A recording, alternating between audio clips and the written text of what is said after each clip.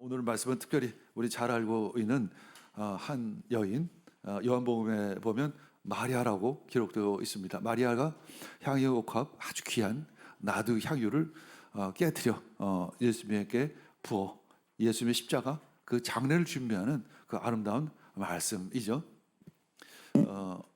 며칠 전에 그 싱어게인 그 3시즌이 끝나고 우승자가 발표됐죠. 홍이삭이라는 형제인데, 근데 뭐냐면 첫 번째 시즌, 두 번째 시즌, 세 번째 시즌 우승자가 모두 크리스찬이라는 거예요. 참 이게 우연일까라는 생각을 제가 해봤어요.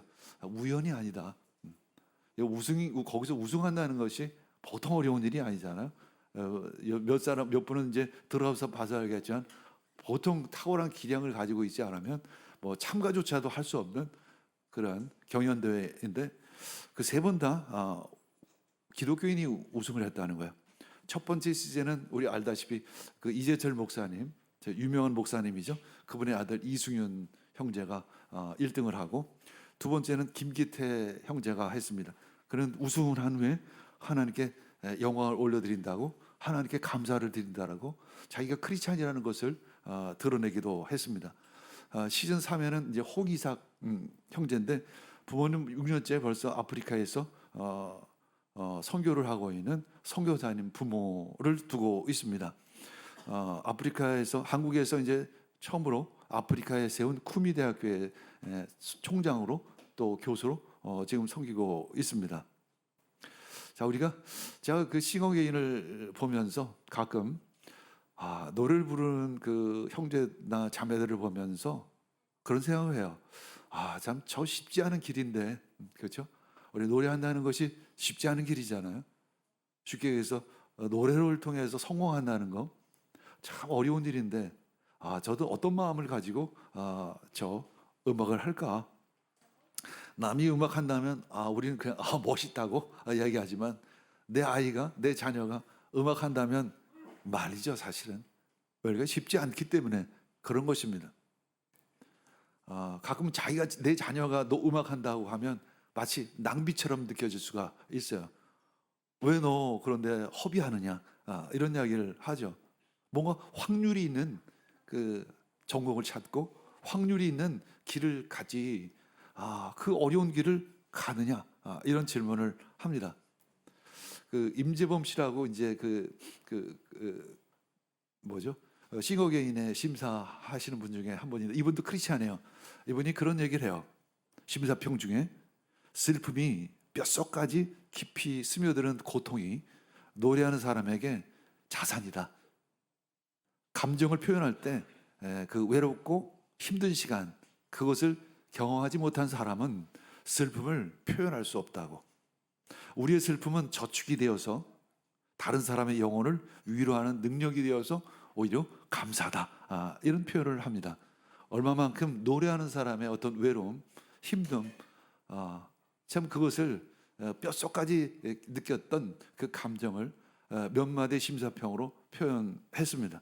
이것을 들었던 그 참가자들이 모두 눈물을 흘립니다. 왜 그들은 그 노래를 할까요? 물론 노래가 좋아서 하겠죠. 그것은 사실 어떻게 보면 아름다운 낭비예요. 아름다운 낭비.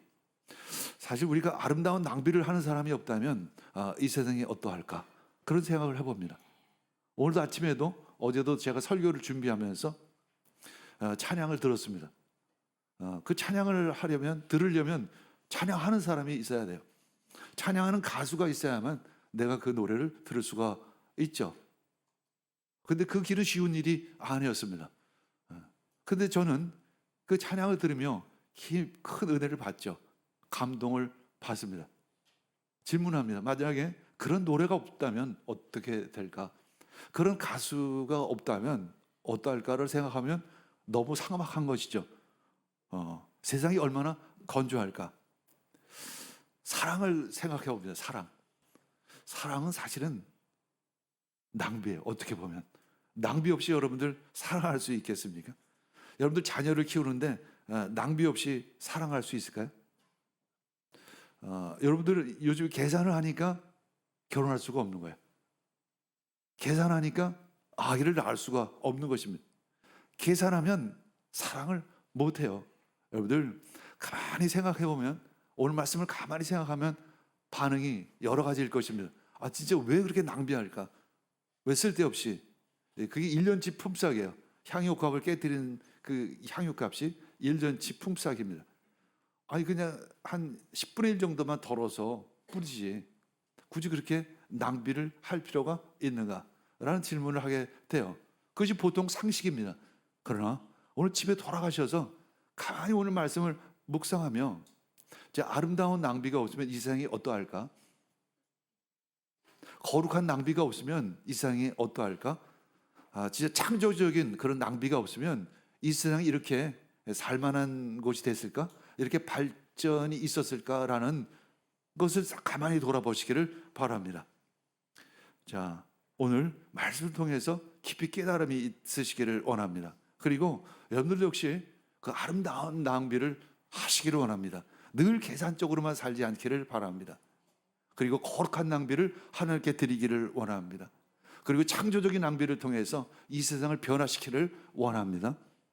한 여인이 1년치 품삯에 해당하는 그 향유, 아주 매우 값진 순수한 나도 향유 한 옥합을 예수님의 장례를 준비한다며 단번에 부어 버립니다. 여러분들은 어떤 생각이 들죠? 만약에 내 눈앞에서 그런 일이 펼쳐진다면, 내 자녀가 그런 어처구니 없는 일을 한다면, 내 아내가 그런 어처구니 없는 짓을 한다면 여러분 어떻게 반응하시겠습니까? 1년치 한 3천만 원 정도 되는 돈이에요. 뭐 우리나라 지금 3천만 원이라고 한다면 당시로 보면 뭐 3억 정도 되는 만큼의 가치가 있겠죠. 당연히 이를 본 사람들은 상식적으로 생각을 하죠. 화를 냅니다. 왜 쓸데없이 낭비를 하느냐, 이렇게 말합니다. 폴 틸리라는 신학자는 말하죠. 그것을 거룩한 낭비다, 거룩한 낭비다 말하죠. 그들은 합리성이라는 한계에 갇힌 종교는 이미 불구가 된 종교이다. 계산적인 사랑은 전혀 사랑이 아니다 말하고 있습니다. 그럼에도 불구하고 우리 크리스찬이 늘 계산해요. 신앙 안에서도 계산합니다. 그리고 말하죠. 그러나 또 이런 판단을 합니다. 계산적인 사역자들을 보면 너무 계산적이라고 이야기하죠. 우리 그들을 사꾼이라고 이야기를 합니다. 그러나 나는 계산적으로 신앙생활을 하죠. 계산적인 사랑이 진짜 사랑일까요? 계산하면서 사랑을 하면 그것이 사랑이 될까요? 불가능합니다. 계산하면서 사랑한다고 하고 계산한다고 하면서 결혼하려고 하면 그 결혼이 될까요? 그렇기 때문에 요즘에 결혼이 힘든 것이죠. 여러분 젊은이들이 결혼하기가 참 어려운 거예요. 그렇죠? 사랑이 안 돼요. 결혼이 안 됩니다. 아기를 낳을 수가 없어요. 근데 우리 어른들은, 특히 산업사회의 어른들은 계산해야 될 것 같아요. 계산해야 될 것 같아요. 아니, 계산하지 않고 살아? 그러다 굶어 죽지. 계산하면 아이를 낳을까? 계산하면 사랑할 수 있을까? 우리가 나이가 들어요. 나이가 들면 젊은이들이 하는 풋풋한 사랑을 못해요. 그렇죠? 나이가 40이 되고 50이 되어 가면 20대, 30대 그 나이 때 했던 풋풋한 사랑을 하지를 못해요. 그것은 영화나 소설에서나 볼 수 있는 사랑이에요. 그것이 철이 드는 것일까? 물론 철이 든다고도 볼 수 있어요. 좀 더 계산적이게 되는 거죠. 근데 한편으로 보면 재미가 없어져요. 재미가 없어집니다. 그냥 건조해져요. 건조해집니다. 사실 그게 어떻게 보면 죽어가는 거예요. 사실은 제가 나이가 드니까 전에는 뭐 새로운 것들 이런 사는 맛이 있었어요. 그렇죠? 근데 나이가 드니까 그런 맛도 점점 희미해지기 시작을 해요. 돈이 아껴져서 참 좋아요. 근데 반면에 보면 늙어가는 거예요. 반면에 보면 죽어가는 거예요. 사실은 결국 계산적인 신앙은 한마디로 맥 빠진 종교다, 이렇게 말해요. 그건 자주 우리는 말합니다. 계산하라고 이야기하죠. 어느 신학생이 캠퍼스에서 성경을 읽다가 갑자기 큰 소리로 아멘 합니다. 아멘 해요. 그래서 옆에 지나가던 신학자가 교수겠죠. 도대체 뭘 읽고 그렇게 아멘을 하냐? 그랬더니 그 신학생이 말합니다. 출애굽기를 이제 읽은 거예요. 출애굽기. 이스라엘이 모세 인도하에 출애굽을 해서 홍해를 마른 땅을 건너듯이 건너는 그 사건을 보며 어떻게 이런 일이 있을 수 있느냐? 하느님께서 큰 기적을 베푸셨다. 그렇게 얘기했더니 신학자가 말합니다. 참 한심하다는 듯이 말합니다. 그 홍해는 물이 발목밖에 차지 않는 갈대밭이야. 그래서 건널 수 있었던 거야. 그런데 조금 이제 지나다가 조금 지났는데 그 학생이 또 아멘합니다. 또 아멘해요. 도대체 이번에 뭐 때문에 네가 아멘하냐고. 또 뭐 때문에 아멘하냐고. 그랬더니 그 이스라엘을 추격하던 그 애굽 군사들이 발목밖에 차지 않는 그 갈대밭에서 다 물에 빠져서 죽었다고. 이만한 기적이 어딨냐고. 계산하면 되는 일이 없습니다. 계산하면 신앙은 없어요. 계산하면 믿음은 없습니다. 계산하면 사랑은 없습니다. 계산은 누가 해야 될까요? 하나님이 하셔야 합니다. 하나님이 계산하실 수 있도록 우리 믿음을 가지시기를 축복합니다. 저도 역시 과거에는 엄청 계산이 빠른 사람이에요. 지금도 사실 계산이 빠릅니다. 근데 계산을 진짜 안 하려고 합니다. 계산해서 되는 일이 별로 없더라고요. 내 마음대로 되는 일이 인생에 진짜 거의 없습니다. 이렇게 지난 날을 이렇게 돌아보면 내 힘으로, 내 능력으로 한 일이 없어요. 결국 그것이 다 하나님의 은혜라는 것을 깨닫게 됩니다. 그것은 꼭 믿음의 눈으로만 본 것이 아니라 계산적인 눈으로 봤을 때 그래요. 계산적인 눈으로 봤을 때 이거는 그렇게 해서 남는 장사가 아니다라는 것을 깨닫게 됩니다. 믿음으로밖에는, 사랑으로밖에는 남질 않아요. 마가복음 14장 1절 2절 읽겠습니다. 유월절과 무교절 이틀 전이었다. 그런데 대제사장들과 율법학자들은 어떻게 속임수를 써서 예수를 붙잡아 죽일까 하고 궁리하고 있었다. 그런데 그들은 백성이 소동을 일으키면 안 되니 명제는 하지 말자 하고 말하였다. 오늘 이제 마가복음 4장 1절에서 11절 보면 이 시작은 이 종교 지도자들이 예수님을 어떻게 잡아 죽일까 하고 모의하는 것으로 시작이 되고, 11절에는 가롯 유다가 배신하면서 예수님을 어떻게 그들에게 넘겨줄까로 마무리돼요. 이 샌드위치 구조라고 이야기합니다. 양쪽에 어둠이 짙게 깔려 있고 그 가운데 참 아름다운 이야기가 담겨져 있습니다. 자, 3절 읽겠습니다. 예수께서 베다니에서 나병 환자였던 시몬의 집에 머무실 때 음식을 잡수시고 계시는데 한 여자가 매우 값진 순수한 나도 향유 한 옥합을 가지고 와서 그 옥합을 깨뜨리고 향유를 예수의 머리에 부었습니다. 요한복음 12장 3절 읽겠습니다. 요한복음 12장 3절 읽겠습니다. 그때 마리아가 매우 값진 순나드 향유 한 근을 가져다가 예수의 발에 붓고 자기 털로 그 발을 닦았다. 온 집안에 향유 냄새가 가득 찼다. 이렇게 기록하고 있습니다. 동일 내용을 마가는 지금 방금처럼 3절처럼 이렇게 기록하고 있고, 또 요한은 좀 다른 모습으로 표현하고 있어요. 마가복음에서는 순수한 나드 향유 한 컵을 가지고 와서 예수님의 머리 위에 부었다라고 표현하고 있어요. 근데 요한복음에 보면 마리아라는 분명한 이름이 등장을 하죠. 마리아입니다. 마르다와 마리아. 그 오라버니는 누구죠? 나사로입니다. 예수님께서 죽은 나사로를 다시 살리셨죠. 마리아가 매우 값진 순전한 나드 향유를 가져다가 예수님의 발에 부었다라고 이렇게 표현합니다. 한 가지 사건을 두고 왜 다르게 기록될까? 이것은 뭐냐면 이 관점이 다른 거예요. 분명히 머리에 부었죠. 이것은 바로 예수님의 장례를 준비한다는 의미를 담고 있습니다. 근데 그 향유가 흘러서 발에까지 적셔지는 것이죠. 그때 마리아는 뒤에 서서 아주 조심스럽게 아주 누가복음에는 죄 많은 여인이라고 표현을 하고 있습니다.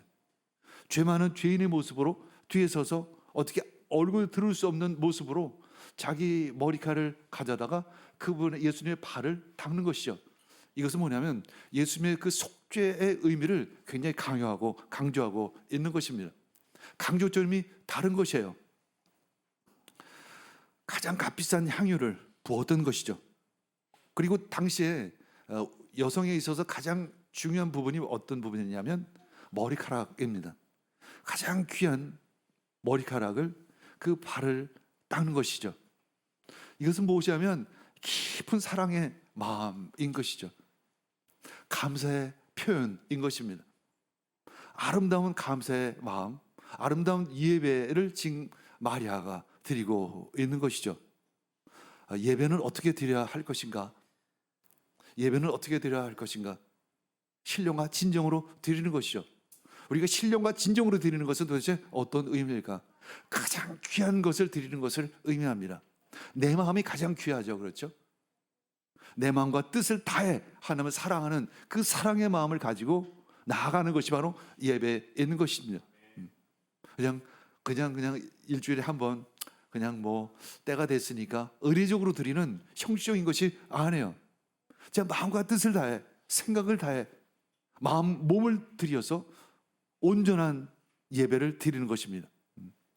14장 4, 5 읽겠습니다. 근데 몇 사람이 화를 내면서 자기들끼리 말하였다. 어째요 향유를 이렇게 허비하는가? 이 향유는 300데나리온 이상에 팔아서 그 돈을 가난한 사람들에게 줄 수 있었겠다. 그리고 그 여자를 나무랐습니다. 세상은 말합니다. 상식으로 얘기하면 당연히 그래요. 왜 낭비하느냐? 왜 낭비하느냐? 여러분들 어떻게 생각하십니까? 낭비라고 생각하십니까? 진짜 그래야지. 그렇게 생각하십니까? 그럼 그래야지라고 생각한다면 여러분들 그렇게 예배 드리십니까? 그렇게 하나님을 섬기십니까?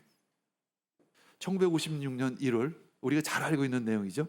미국의 히튼 대학을 수석으로 졸업한 짐 엘리엇의 순교 이야기를 우린 잘 알고 있습니다. 4명의 친구들과 함께 남미 아마존 유역에 있는 아우카 부족의 선교사로 자원하죠. 가자마자 어떻게 됐죠? 죽습니다. 순교합니다.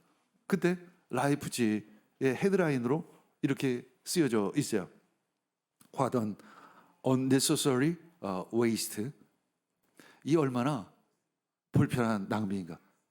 보통 세상은 그렇게 이야기를 하죠. 우리 리아스 미션 역시 어쩌면 낭비일 수 있어요. 진짜 거룩한 낭비죠. 한 10여 년 전에 별로 되는 일도 없으니까 그 현지에 있었던 그 교장 박 목사가 저에게 이런 얘기를 합니다. 목사님, 오지 말고 비행값을 저에게 보내세요. 근데 그때 그 얘기를 듣는데 맞는 얘기가 같아요, 사실은. 제가 가끔 그런 생각을 해요, 제가. 계산을 해봐요. 그동안에 우리가 썼던 항공권 값만을 계산해봐요, 제가. 엄청난 돈인데. 이거 적은 돈이 아닌데. 계산하면 안 가는 게 맞는 것 같아요. 그리고 그 돈을 그들에게 붙여주는 것이 훨씬 유용하게 쓸 수도 있을 것 같아요. 그런데도 가야 될 것 같아서 가긴 했어요, 사실은. 그러나 제 계산적인 머리로는 사실은 이해가 가지를 않아요. 내가 가야 하나? 제가 가야 하나? 그 고생하면서 음식도 맞지 않고 도대체 왜 가야 하는 거지? 근데 하나님은 가야 될 것 같은 마음을 끊임없이 주시는 거죠. 이제 거의 20년이 다 돼서야 이런 일들이 지금 벌어지고 있어요. 여러분들이 간간히 소개해드리는 이런 일들이 메단에, 수마트라에 또 세계 가나 운동을 통해서 여러 가지 일들을 하나님께서 니아스 미션이 없었다면 이 일들도 사실 없는 것입니다. 니아스 미션이 없으면 우리 교회가 그 일을 맡아서 할 일도 없어요, 사실은. 리더 미션을 했기 때문에 이 일들이 연결되어져서 하나님께서 영향력을 끼치고 있는 것입니다. 우리 박 목사가 며칠 전에 처음으로 제가 전화가 왔어요. 처음은 아니지만 안부 전화로는 처음이에요. 박 목사는 늘 일이 있어야 전화를 해요. 자기한테 뭔가 도움이 되어야만 전화를 해요. 그런 스타일이에요. 굉장히 일중심적입니다. 근데 저에게 잘 도착했냐고. 기적이 일어났습니다. 기적이 일어났. 우리 교회 식구들이 잘 도착했냐고 전화가 왔어요. 그래서 속으로 철이 들었나 하면서 하는 얘기가 뭐냐면, 자기가 지금 파당에 있는데 지금 파당에는 모슬림이 90% 이상이래요. 근데 이 지역에서도 자기가 지금 가나안을 소개하고 있다고. 왜냐면 여기저기에서 농장마다 와서 자기한테 좀 소개해달라고, 가나안 정신을 소개해달라고. 그러면 가서 가나안 정신을 소개하고 지금 유기농 비료 하는 방법을 지금 가르치고 있다고. 오늘 저녁 때도 30명의 그 모슬렘들이 모여서 가나안 정신을 가르치달라고 기다리고 있다고. 그래서 자기가 전화했다고 그런 얘기를 하는 거예요. 그러면서 자기가 하는 말이, 지금 가나안동이 이 인도네시아에 영향력을 지금 끼치고 있다고 그런 얘기합니다. 이것은 계산으로 되는 일이 아니에요. 우리가 한 것도 아닙니다. 어떻게 보면 우리는 그저 니아스 40번 간 것밖에 없어요. 밖에는 아니죠. 또 어떻게 보면 쉬운 일은 아니었습니다. 이것이 상식적으로 이해가 됩니까? 상식적으로 이해가 되지 않는 하나님의 기적이에요. 하나님의 역사이십니다. 일은 그렇게 하는 것이죠. 짐 엘리엇의 아내 엘리자베스가 이렇게 말합니다. 내 남편의 죽음은 낭비가 아니었습니다. 그는 온 생애를 이것을 위해 준비했던 사람입니다. 그는 생애 목표를 달성하고 죽은 아주 행복한 사람입니다. 이렇게 아내가 이야기해요. 그리고 아내는 나중에 간호학 공부를 하고 그 지역으로 다시 가서 그 지역을 완전히 복음화시킵니다. 그 4명의 친구들을 죽였던 그 사람들이 다 나중에 사역자가 되고 목회자가 되는 것이죠. 거룩한 낭비인 것이죠. 6절에서 9절 읽겠습니다. 그러나 예수께서 말씀하셨다. 가만두어라. 왜 그를 괴롭게 하느냐? 그는 내가 아름다운 일을 했다. 가난한 사람들은 늘 너희와 함께 있으니 언제든지 너희가 하려고만 하면 그들을 도울 수 있다. 그러나 나는 언제나 너희와 함께 있는 것이 아니다. 이 여자는 자기가 할 수 있는 일을 하였다. 곧 내 몸에 향유를 부어서 내 장례를 위하여 할 일을 미리 한 셈이다. 내가 진정으로 너에게 말한다. 온 세상 어디든지 복음이 전파되는 곳마다 이 여자가 한 일도 전해져서 사람들이 이 여자를 기억하게 될 것이다. 예수님은 그 여인을 칭찬합니다. 그렇죠? 근데 또 한 가지 질문해야 될 것은 뭐냐면, 그럼 왜 제자들은 야단치지 않았을까라는 거예요. 제자를 나무라지 않았어요. 왜 나무라지 않았을까요? 상식적이기 때문에 그래요. 그럴 수 있는 거예요, 사실. 상식적이에요. 그럴 수 있다기보다는 그 정도밖에 안 되는 거예요.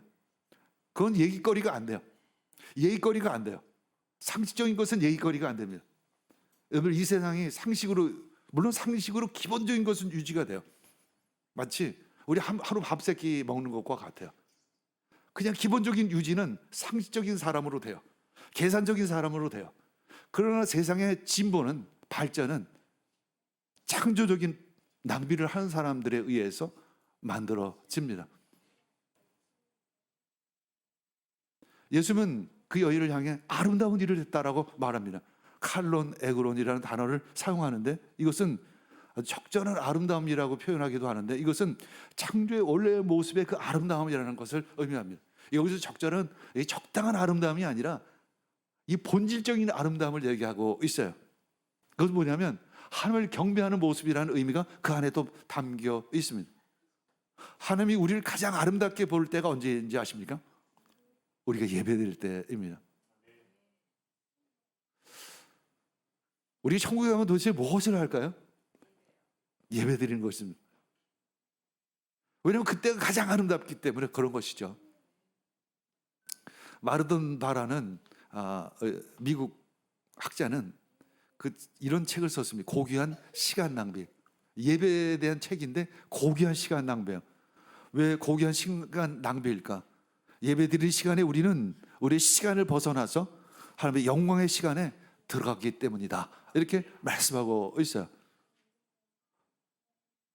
우리는 그 영광의 시간에 들어가는 것입니다. 그것을 돈으로 어떻게 환산할 수 있을까요? 우리 계산 잘하니까. 그 비용이 얼마나 정도 될까요? 그 가치가 얼마 전에 억만장자들이 10일, 17일 동안 우주여행을 하는데 돈을 얼마나 쓰는지 아십니까? 700억 원. 700억 원을 들여서 한 사람 앞에 1인당 700억 원을 들여서 17일간의 우주여행을 했다고 합니다. 뭐 달나라까지 가는 것도 아니에요. 그냥 우주여행을 한 것입니다. 하룻밤에 41억 원입니다. 그런 신비한 체험을 하기 위해, 물론 돈이 많은 사람이기 때문에 그러기도 하겠지만, 그 우주의 그 시간들을 경험하기 위해서, 우주의 그 광활함을 경험하기 위해서 17일간의 700억 원을 드렸습니다. 여러분들 오늘 얼마를 하나님께 드려야 될까요? 7천억 원을, 아니면 7조를 드리시기를 원합니다. 그런 경험을 하시기를 원합니다. 그 이상의 것을 하나님께 드리기를 원합니다.